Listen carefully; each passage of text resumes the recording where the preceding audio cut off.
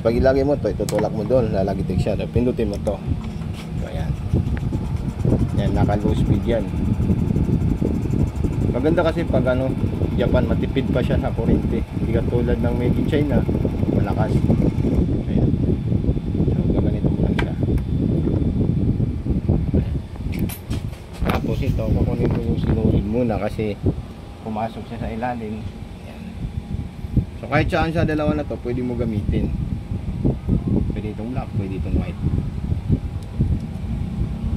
Ayan.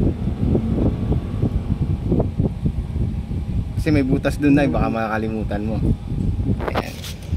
Alam mo, mananahi Gaganito. Sisend ko yung gumawa tayo ng video.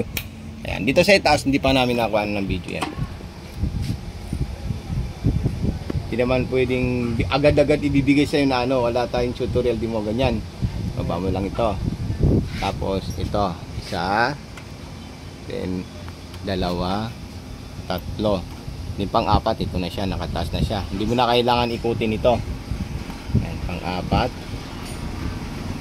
Okay. Ayan. Then pang-lima. Dito na sa may ano dito, spring na maliit. Ayan.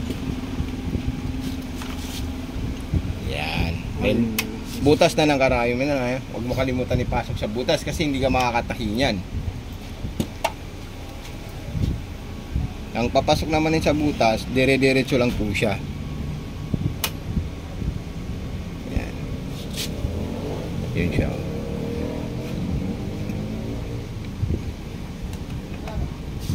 Ayan.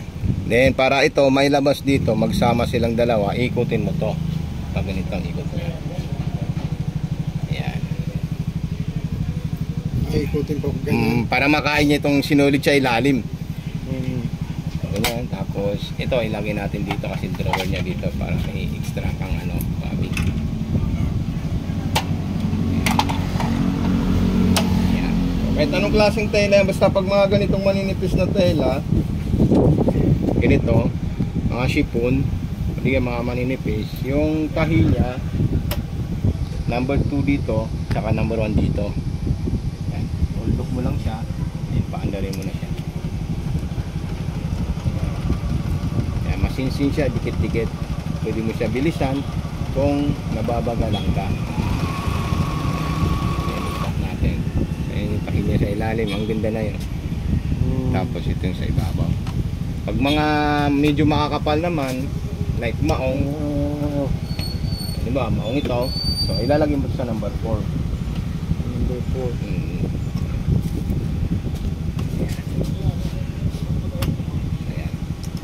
Natin sa mabagal para hindi ka muna maghabol, pero pag sanay ka na, pwede.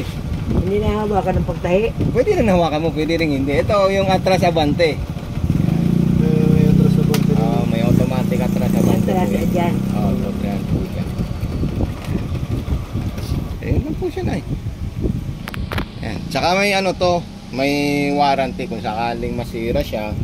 Kahit nasadya mo man o hindi, dahil na dito, ayusin namin. Walang bayad yun. Pero pag may pesang nasira, yun ang babayaran mo. Hindi namin masagot yun. Okay lang.